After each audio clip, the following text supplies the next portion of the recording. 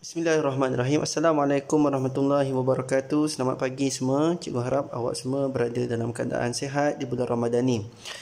Jadi alhamdulillah hari ini kita kembali untuk belajar bahasa Melayu. Dan tajuk kita pada hari ini adalah penanda wacana. Mungkin awak tertanya-tanya penanda wacana tu apa? Ya. Jadi kalau kita baca di sini, penanda wacana ialah rangkaian perkataan yang digunakan untuk menyambung ayat yang berkaitan sebelumnya. Sebagai contoh, awak menulis karangan. Jadi awak buat satu ayat, iaitu satu penyataan, dan kemudian awak nak sambung ayat tu.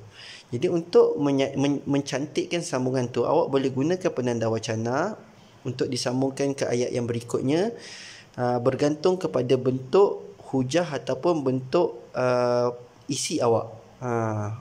Jadi kalau penanda wacana tu ada contoh-contoh dia seperti lantaran itu, sehubungan dengan itu, oleh itu, di samping itu, dan macam-macam lagi. Jadi kalau kita tengok kat sini ada beberapa kategori penanda wacana. Jadi awak kena gunakan penanda wacana yang betul dalam menghuraikan ataupun menyambung ataupun mengembangkan ayat awak, terutamanya dalam penulisan. Awak tengok yang pertama sekali, penanda tambahan, iaitu perenggan isi atau ayat menghurai, ayat huraian. Bila awak nak huraikan, awak nak kembangkan. Contohnya selain itu, lagipun, tambahan pula, lebih-lebih lagi, dalam hal itu. Ini semua adalah penanda tambahan yang awak boleh gunakan untuk menambah isi awak. Cikgu bagi contoh di sini. Contohnya ayat awak yang pertama, iaitu isi awak yang pertama, kemudian awak nak tambah dengan isi awak yang kedua. Dengan bersukan, ia dapat menyihatkan badan. Dengan bersukan, ia dapat menyihatkan badan. Awak gunakan penanda wacana tambahan, iaitu selain itu. Dengan bersukan, ia dapat menyihatkan badan. Selain itu, bersukan juga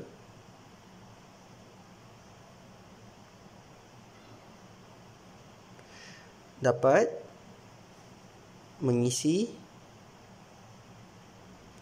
masa lapang. Okey, awak nampak bila awak nak tambah isi yang kedua, awak boleh gunakan penanda wacana tambahan. Contohnya selain itu.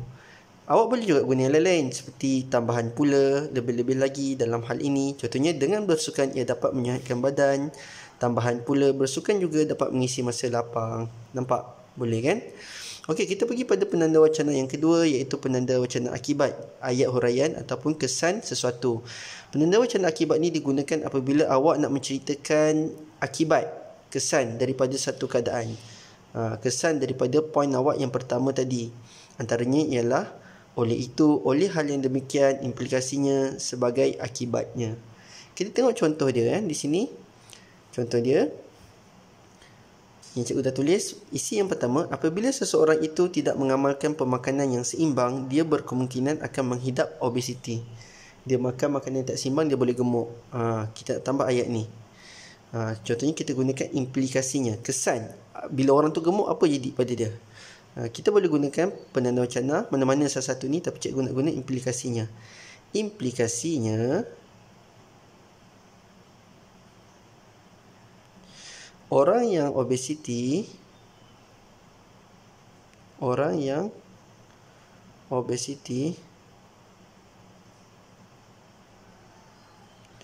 sukar untuk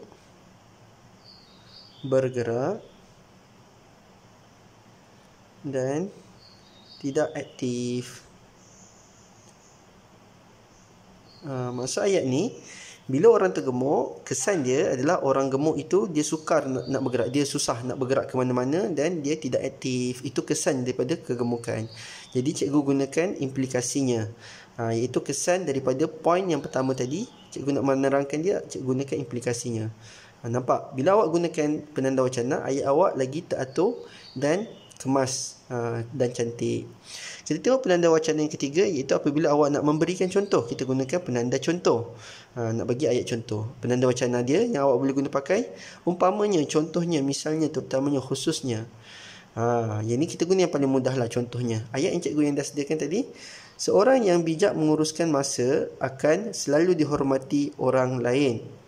Contohnya, orang yang menempati masa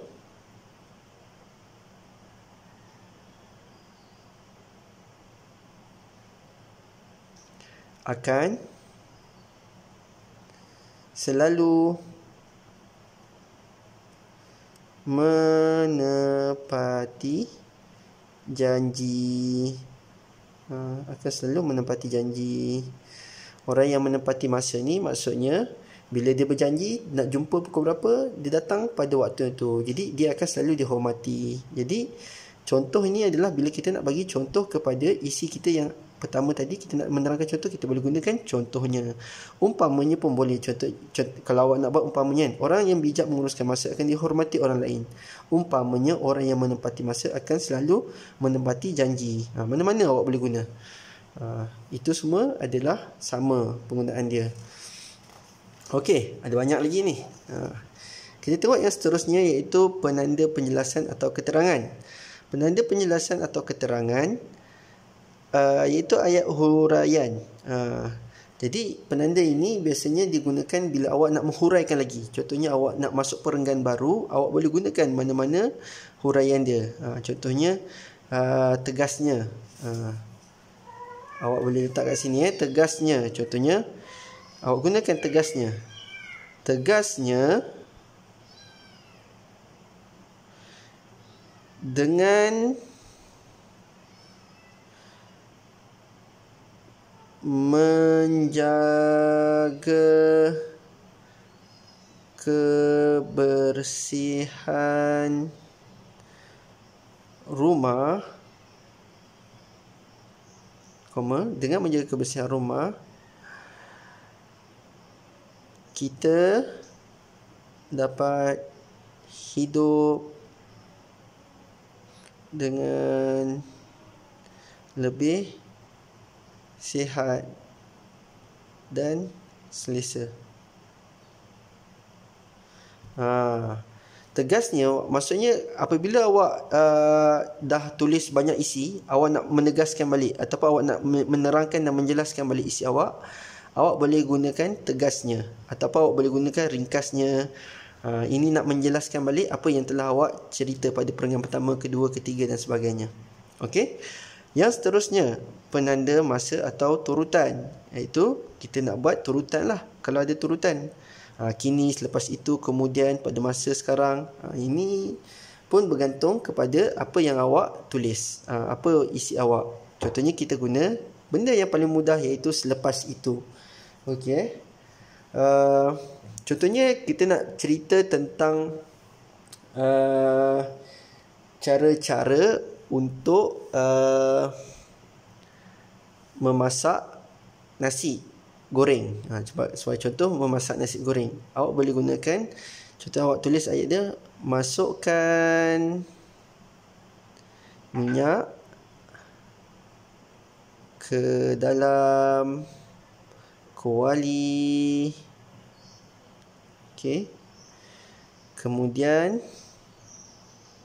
ataupun cikgu gunakan kemudian ataupun awak boleh gunakan selepas itu, biarkan minyak itu dipanaskan sehingga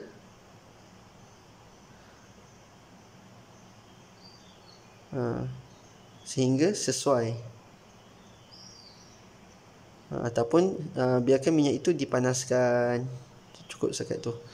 Lepas dah panas baru boleh masukkan nasi, ataupun kita boleh tumis. Jadi awak nak buat, kita gunakan kemudian. Awak nak tunjukkan step ataupun peringkat satu demi satu. Lepas masuk minyak apa? Panaskan minyak tu.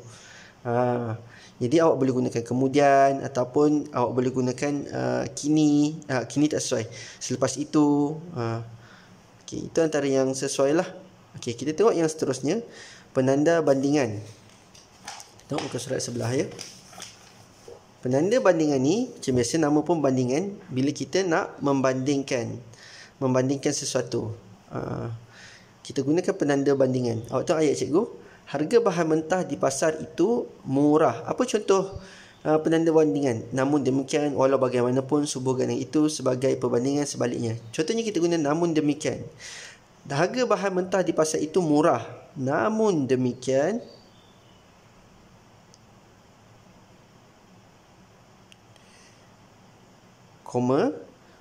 kualiti bahan mentah di sana amat rendah. Apa maksud dia? Maksud dia, ini perbandingan. Kita cakap barang dekat pasar tu harga dia murah. Tetapi, walaupun harga dia murah, tetapi kualiti dia rendah. Maksudnya, contohnya beli ikan. Walaupun ikan dia harga murah, tapi ikan dia sudah hampir busuk ataupun rosak. Sudah lama ikan dia. Maknanya kualiti dia rendah. Awak boleh gunakan perbandingan untuk awak menceritakan sesuatu yang bertentangan dengan kenyataan awak yang pertama. Namun demikian, ataupun walau bagaimanapun, kualiti bahan mentah di sana amat rendah.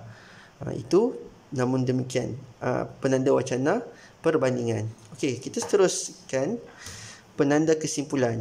Kesimpulan ni apabila kita nak buat perenggan penutup. Bila awak nak menulis perenggan penutup, awak akan gunakan penanda kesimpulan untuk awak wrap up, iaitu awak menyimpulkan. Awak menyimpulkanlah ke semua sekali isi karangan awak itu. Sebagai contoh, kita gunakan yang paling mudah kesimpulannya. Kesimpulannya, membaca itu adalah amalan yang mesti diterapkan kepada setiap kanak-kanak. Okey. Contohnya awak buat karangan, awak cerita pasal kebaikan membaca buku. Awak dah cerita poin pertama apa kebaikan dia, kedua, ketiga. Akhir sekali awak nak menyimpulkan.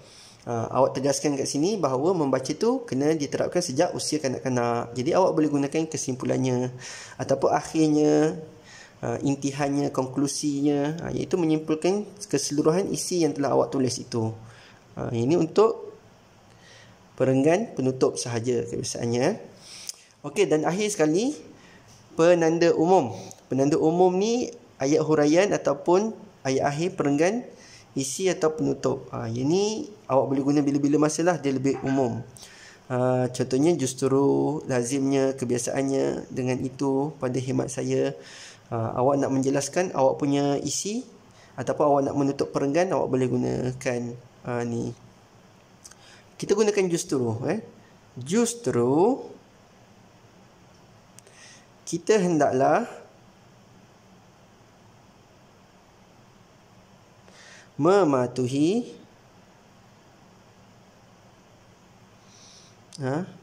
ataupun kita hendaklah mendengar nasihat ibu bapa